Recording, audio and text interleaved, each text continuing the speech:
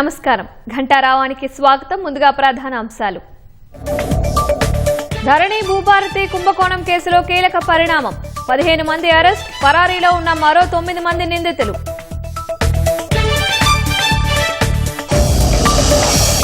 పైరవీల కోసం ప్రధానిని కలవటం లేదన్న సీఎం రేవంత్. అభివృద్ధి కోసమే ప్రయత్నాలని స్పష్టీకరణ.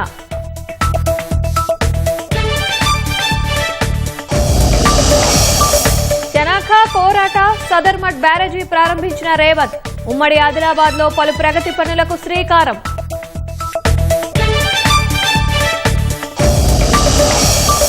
జనసంద్రంగా మారిన మేడారం. వనదేవతలకు మొక్కులు చెల్లించుకుంటున్న భక్తులు.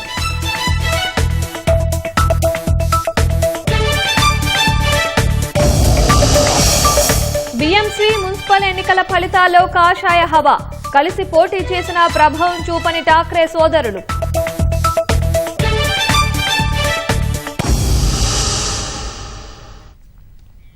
సంక్రాంతి సెలవుల దృష్ట్యా మేడారానికి భక్తజనం పోటెత్తారు. ఆలయ పరిసరాలన్నీ భక్తులతో కిటకిటలాడుతున్నాయి. జంపన్న వాగులో పుణ్యస్నానాలు ఆచరించి వనదేవతల దర్శనానికి బారులు తీరారు.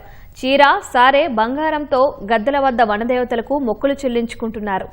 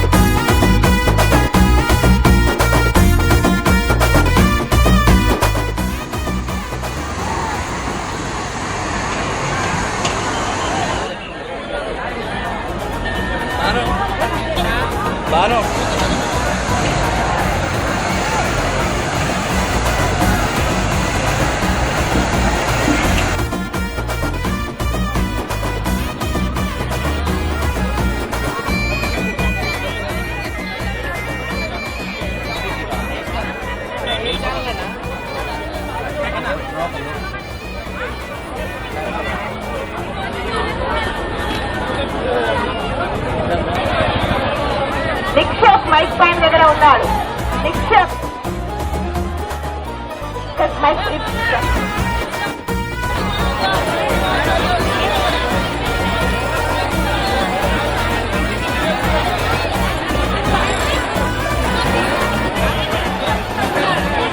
శ్రవణ్ కుమార్,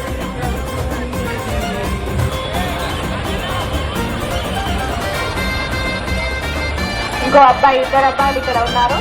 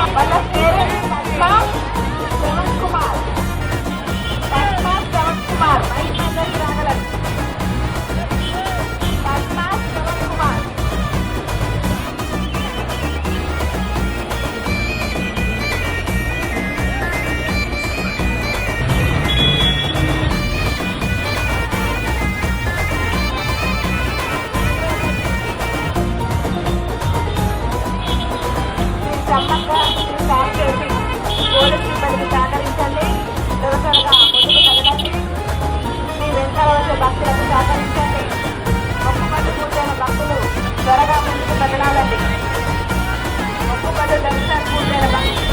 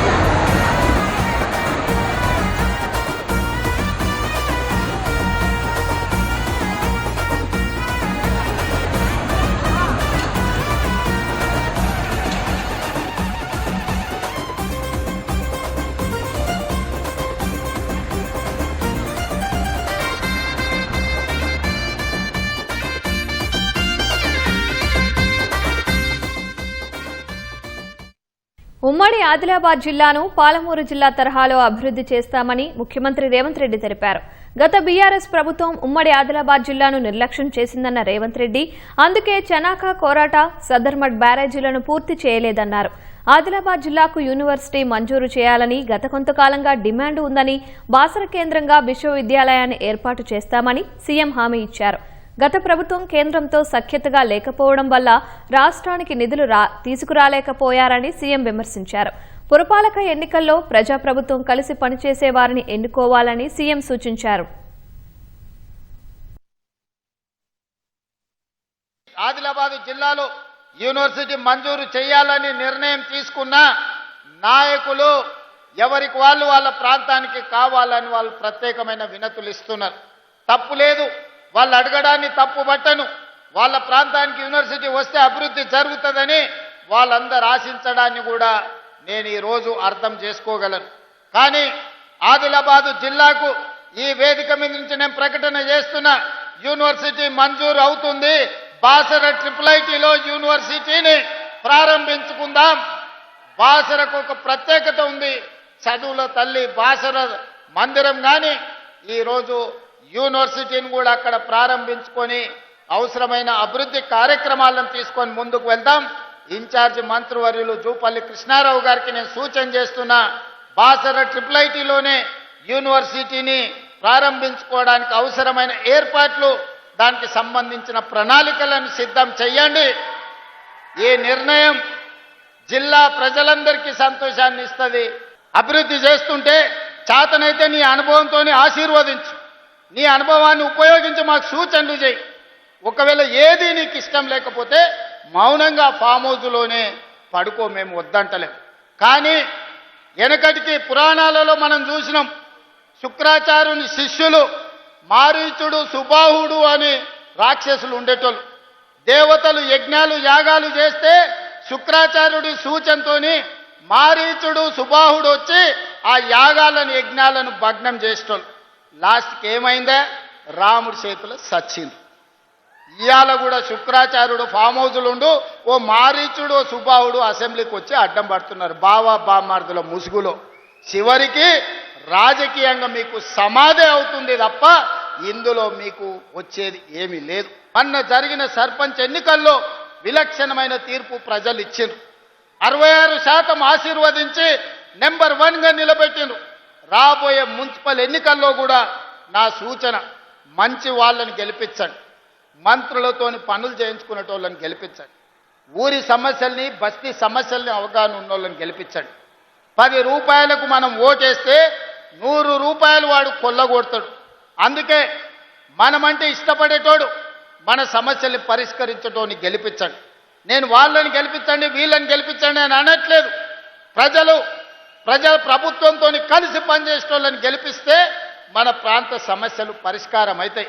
మిత్రులారా, మీకు అందరికీ అనిపించవచ్చు అన్నేందబ్బా సప్పగా మాట్లాడుతుండు, ఏం చెప్తలేడా.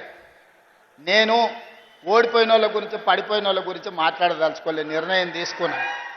ఒక్క ఏటుకు పోయాడ వండుకున్నారు. వెనకటికి టైసన్ నాకౌట్ కొట్టింది కదా, ఒక దెబ్బకి అన్నీ అయిపోయినట్టు. అన్నీ అయిపోయినాయి. ఇప్పుడు మనం పని చేయాలి. అందుకే వాళ్ళ గురించి వీళ్ళ గురించి ఏదేదో మాట్లాడాలని నేను అనుకుంటలేను. నాకు ఇచ్చిన బాధ్యతతోని మీకందరికీ పని చెయ్యాలి, సేవ చెయ్యాలి అనుకుంటున్నా. మేము పాలకులం కాదు, మేము సేవకులము. కేంద్ర మాజీ మంత్రి జైపాల్ రెడ్డి 84వ జయంతి సందర్భంగా ముఖ్యమంత్రి రేవంత్ రెడ్డి నివాళులర్పించారు. హైదరాబాద్ నెక్లెస్ రోడ్డులోని స్ఫూర్తి స్థల్ వద్దకు చేరుకున్న సీఎం జైపాల్ రెడ్డి చిత్రపటానికి పుష్పాంజలి ఘటించారు. సీఎం వెంట మంత్రులు, మంత్రి పొంగులేటి శ్రీనివాసరెడ్డి, పొన్నం ప్రభాకర్, జూపల్లి కృష్ణారావు తదితర పార్టీ నేతలు కార్యక్రమంలో పాల్గొన్నారు. స్వర్గీయ నేత జైపాల్ రెడ్డి ప్రజలకు ఎనలేని సేవ చేశారని, రాష్ట్ర సాధన కోసం ప్రధాన పాత్ర పోషించారని మండలి చైర్మన్ గుత్తా సుఖేందర్ రెడ్డి కొనియాడారు.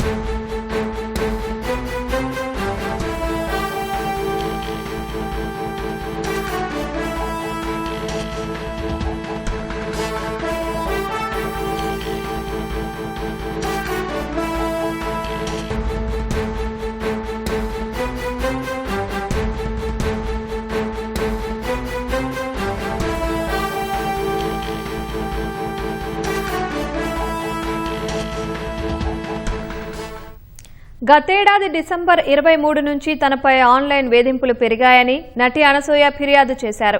దీంతో మొత్తం 42 మందిపై పోలీసులు కేసు నమోదు చేశారు. ఇందుకు సంబంధించిన మరింత సమాచారాన్ని మా ప్రతినిధి పవన్ ను అడిగి తెలుసుకుందాం. పవన్, అనసూయ ఫిర్యాదుకు సంబంధించి మీ వద్ద ఉన్న తాజా సమాచారం ఏంటి? సినీ నటి అనసూయ సైబర్ క్రైమ్ పోలీసులను అయితే ఆశ్రయించారు. అయితే ఆమెపై తీవ్ర స్థాయిలో వేధింపులు జరుగుతున్నాయంటూ కూడా ఆమె సైబర్ క్రైమ్ పోలీసును అయితే ఆశ్రయించారు. అయితే గతేడాది డిసెంబర్ 22వ తారీఖున ఒక ప్రముఖ తెలుగు నటుడు ఒక పబ్లిక్ ఈవెంట్ లో మహిళలకు సంబంధించి, మహిళల దుస్తువులకు సంబంధించినటువంటి ఒక వివాదాస్పద వ్యాఖ్యలు చేశారు. అయితే మరుసటి రోజే ఆ ఘటనపై నటి అనసూయ అయితే స్పందించింది. 23/12/2025 అంటే గతేడాది డిసెంబర్ 23వ తారీఖున అయితే ఆమె స్పందించడం జరిగింది. అయితే ఎప్పుడైతే ఆమె స్పందించిందో గతేడాది డిసెంబర్ 23న అప్పటి నుంచి తనను వ్యక్తిగతంగా చేసుకుని సామాజిక మాధ్యమాల వేదికగా కూడా తనపై దాడికి దిగుతున్నారంటూ, అప్పటి నుంచి తనను వేధింపులకు గురి చేస్తున్నారంటూ కూడా నటి అనసూయ అయితే సైబర్ క్రైమ్ పోలీసులకు ఫిర్యాదు చేసింది. అయితే ఇవన్నీ కూడా ఆ అభిప్రాయం తాను ఎప్పుడైతే చెప్పిందో అంటే మహిళల దుస్తులకు సంబంధించినటువంటి వ్యాఖ్యలపై ఆమె స్పందిస్తూ మహిళల స్వేచ్ఛకు తాను మద్దతుగా గతంలో చేసినటువంటి తన అభిప్రాయం చెప్పిన తర్వాత నుంచే తనపై కొన్ని మీడియా ఛానళ్లు కావచ్చు, అలాగే యూట్యూబ్ ఛానళ్లు కావచ్చు, కంటెంట్ క్రియేటర్లు కావచ్చు, సోషల్ మీడియా యూజర్లు కావచ్చు, వీళ్ళంతా కూడా తనను లక్ష్యంగా చేసుకుని తనపై వేధింపులు గురి చేస్తున్నారంటూ కూడా ఆమె ఫిర్యాదులో వెల్లడించారు. అయితే ఇవన్నీ కూడా అశ్లీల వ్యాఖ్యలు కావచ్చు, లైంగిక దూషణలు కావచ్చు, బెదిరింపులు కావచ్చు, అలాగే అసభ్యంగా రీల్స్ క్రియేట్ చేయడం కావచ్చు, ఇవన్నీ చేస్తున్నారంటూ కూడా ఆమె ఫిర్యాదు చేశారు. తన శరీరంపై అసభ్య వ్యాఖ్యలు చేస్తున్నారు, వీడియోలు రీల్స్ చేస్తున్నారంటూ ఆమె ఫిర్యాదు చేశారు. ఇదంతా కూడా తన ఆత్మ గౌరవానికి కావచ్చు, ప్రైవసీకి కావచ్చు భంగం కలుగుతుందంటూ, అలాగే తన వృత్తిగత జీవితాన్ని కావచ్చు, వ్యక్తిగత జీవితాన్ని కావచ్చు తీవ్రంగా దెబ్బతీస్తుందంటూ కూడా నటి అనసూయ ఫిర్యాదులో చెప్పుకొచ్చారు. ఇవన్నీ కూడా ఈ ఘటన మొత్తం కూడా క్రిమినల్ డిఫమేషన్, అలాగే సెక్షువల్ హెరాస్మెంట్, అలాగే క్రిమినల్ ఇంటిమిడేషన్, అలాగే ఆన్లైన్ అశ్లీల కంటెంట్ ప్రచారం, అలాగే ఏఐ ఫోర్జరీ వంటి తీవ్రమైన నేరాలు తనపై జరిగాయంటూ కూడా ఆమె ఆరోపించారు. అయితే నటి అనసూయ చేసినటువంటి ఫిర్యాదుతో సైబరాబాద్ సైబర్ క్రైమ్ పోలీసులు దాదాపుగా 42 మందిని నిందితులుగా చేర్చారు. కొంతమంది వ్యక్తులు కావచ్చు, కంటెంట్ క్రియేటర్లు కావచ్చు, సోషల్ మీడియా యూజర్లు కావచ్చు, అలాగే ఆన్లైన్ మీడియా పేజీలు కావచ్చు, వీళ్ళందరిపై కూడా కేసులు నమోదు చేశారు. అయితే కేసులు నమోదైనటువంటి వారిలో మనం ఒకసారి చూసుకుంటే బొజ్జ సంధ్యారెడ్డి, ప్రియా చౌదరి, గోగినేని పావని, శేఖర్ భాష, రజని, కరాటే కళ్యాణి, విజయలక్ష్మి, అలాగే టీవీ యాంకర్ రోహిత్, అలాగే మరో ఛానల్ యాంకరు, అలాగే Durga, ETV anchor TV anchor Manoj, అలాగే మరో 25 మంది సోషల్ మీడియా ఖాతాదారులు కూడా ఉన్నారు. అయితే నిందితుల పేర్లతో పాటు సోషల్ మీడియా లింకుల్ని కూడా అనసూయ ఫిర్యాదుతో జత చేశారు. ఆమె ఫిర్యాదుతో అయితే పోలీసులు కేసు నమోదు చేసి అయితే దర్యాప్తు చేస్తున్నారు. అయితే ఈ పోలీసులు తదుపరి చర్యలు ఎలా తీసుకుంటారు, 42 మంది నిందితులుగా చేర్చారు, వీళ్ళందరికీ నోటీసులు ఇస్తారా, ఎప్పుడు విచారిస్తారు, పోలీసులు ఏ విధంగా ముందుకెళ్తారు ఏంటనేది అయితే వేచి చూడాల్సిన అవసరం ఉంది. ధన్యవాదాలు పవన్.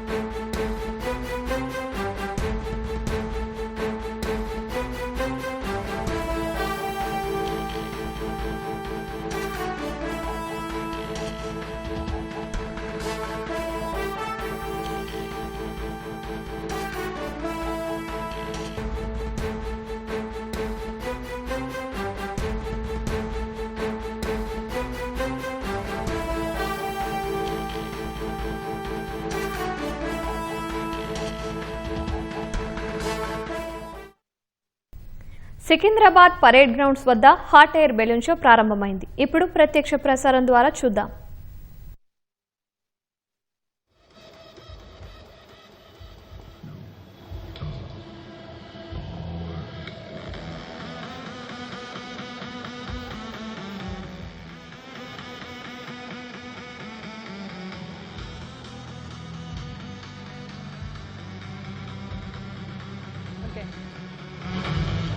హైదరాబాద్ పరేడ్ గ్రౌండ్స్ వేదికగా హాట్ ఎయిర్ బెలూన్ షో అయితే అందరినీ ఆకట్టుకుంటుంది. పెద్ద సంఖ్యలో ప్రజలు వచ్చి అయితే దీంట్లో వీక్షిస్తున్నారు. సో చాలా లిమిటెడ్గానే సీట్స్ ఉండడంతో, చాలా లిమిటెడ్గానే టికెట్స్ ఉండడంతో అయితే ఈ రోజు 100 మందికి పైగా, అంటే దాదాపుగా 150 మంది అని ఇక్కడ అధికారులు అయితే చెప్తున్నారు. సో 150 మంది వరకు మాత్రమే ఇక్కడైతే ఈ హాట్ ఎయిర్ బెలూన్లో ఎగిరే అవకాశం అయితే కల్పిస్తున్నారు. సో మొత్తానికి హాట్ ఎయిర్ బెలూన్లో ఎగరాలంటే చాలా వరకు టూరిస్ట్ ప్లేసెస్కి వెళ్లాల్సి ఉంటుంది, కానీ ఇక్కడ ప్రత్యేకంగా తెలంగాణ రాష్ట్ర ప్రభుత్వం అయితే టూరిజాన్ని ప్రమోట్ చేయడానికి డెస్టినేషన్ తెలంగాణ అనే కాన్సెప్ట్తో ఉండాలి అనే ఉద్దేశంతో అయితే ఇక్కడ హాట్ ఎయిర్ బెలూన్ షో అయితే నిర్వహిస్తున్నారు. సో ఈ సంక్రాంతి సంబరాల్లో భాగంగా అయితే వారం రోజుల పాటు ఉత్సవాలు నిర్వహించాలనే ఉద్దేశంతో అయితే 3 రోజుల పాటు కైట్ అండ్ స్వీట్ ఫెస్టివల్, మరో 3 రోజుల పాటు అయితే హాట్ ఎయిర్ బెలూన్ షో అయితే కొనసాగనుంది. ఈ రోజు మంత్రి జూపల్లి కృష్ణారావు ఉదయాన్నే గోల్కొండ కోటలో అయితే ఈ హాట్ ఎయిర్ బెలూన్ షోని అయితే ప్రారంభించారు. సో ఇప్పుడు ప్రస్తుతం పరేడ్ గ్రౌండ్స్ లో అయితే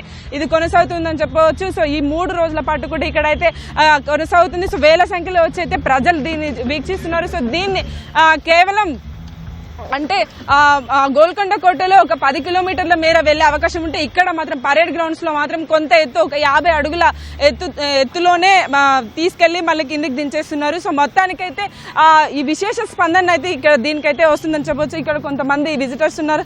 ఎలా అనిపిస్తుంది ఇక్కడ మొదటిసారిగా హాట్ ఎయిర్ బెలూన్ షో పెడుతున్నారు కదా? అదే మొదటిసారి హాట్ ఎయిర్ బెలూన్ చూస్తున్నాము. చాలా బాగుంది, చాలా ఎక్సైటెడ్ గా ఉంది ఇక్కడ రావడం అంతా, ఇలా పెద్దగా చూడడం అంతా కూడా చాలా సూపర్ ఉంది. సో మీరు ఎక్కారా? లేదు, ఇప్పుడైతే ఎక్కలేదు.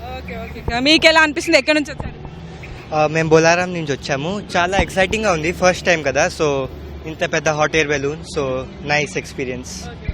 సో మొత్తంగా చూసుకుంటే అయితే పెద్ద ఎత్తున విజిటర్స్ వచ్చి దీన్ని అయితే చూస్తున్నారు. ఎందుకంటే అంటే దీంట్లో ఎక్కే వాళ్ళు కాకపోయినా జస్ట్ చూడడానికైనా, అంటే ఎలా ఉంటుంది ఏంటి అనేది తెలుసుకోవడానికి కూడా ఇక్కడ వచ్చి చూస్తున్నారు. సో మొత్తానికి చూసుకుంటే మనం విజువల్స్ లో చూస్తున్నాం. బెలూన్స్ దాదాపు 10కి పైగా బెలూన్స్ అయితే ఇక్కడ ఏర్పాటు చేస్తారు. ఒక్కో దాంట్లో అయితే 5 నుంచి 6 పైగా మెంబర్స్ ని ఎక్కించి ఒక 50 అడుగుల మీటర్ల ఎత్తులోకి తీసుకెళ్లి మళ్ళీ దింపేపిస్తున్నారు. అంటే గోల్కొండలో జరిగినట్టుగా 10 కిలోమీటర్ల మేర వెళ్ళకుండా కొంచెం ఎత్తులోనే తీసుకెళ్లి కిందకైతే దింపుతున్నారు. మొత్తానికి ఈ హాట్ ఎయిర్ బెలూన్ ని ఎక్స్పీరియన్స్ చేయాలనుకునే వాళ్ళకైతే ఇది ఒక బెస్ట్ పరేడ్ గ్రౌండ్స్ లో జరుగుతున్న దీనికైతే బెస్ట్ ఎక్స్పీరియన్స్ అని చెప్పవచ్చు, బెస్ట్ ఛాన్స్ అని చెప్పవచ్చు. అయితే ఇప్పటికే టికెట్స్ అయితే బుక్ అయ్యాయి. మొత్తంగా 300కి పైగా, అంటే 350 వరకు కూడా టికెట్స్ దీంట్లో విజిటర్స్ ఎక్కించే అవకాశం ఉందని అయితే చెప్తున్నారు. సో బుక్ మై షోలో అయితే బుక్ చేసుకున్న వాళ్ళు ఇప్పుడు ఈ 3 రోజుల పాటు కూడా వచ్చి ఈ హాట్ ఎయిర్ బెలూన్ అయితే ఎక్స్పీరియన్స్ చేయనున్నారు. మొత్తానికి చూసుకుంటే అయితే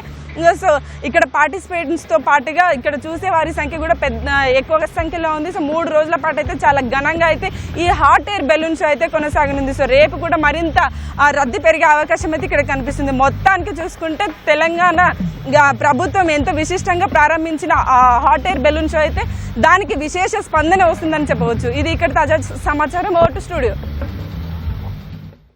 మహారాష్ట్రలో ముంబై నగరపాలక సంస్థ సహా 29 మున్సిపల్ కార్పొరేషన్లకు జరిగిన ఎన్నికల్లో బీజేపీ హవా కొనసాగుతోంది.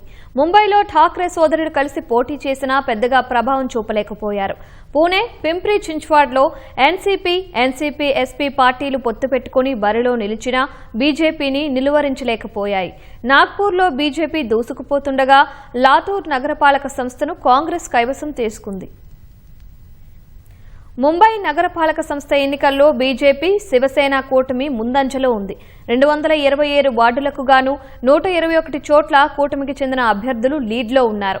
శివసేన యూబీటీ 71, మహారాష్ట్ర నవనిర్మాణ్ సేన 10 వార్డుల్లో ముందంజలో ఉన్నాయి.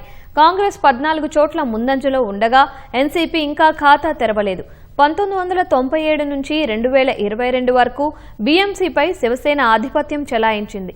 శివసేన 2గా చీలిపోయి బీఎంసీకి తొలిసారిగా ఎన్నికలు జరిగాయి. అటు ఎన్నికల్లో గెలుపొందిన అభ్యర్థులు తమ అనుచరులతో కలిసి సంబరాలు చేసుకున్నారు.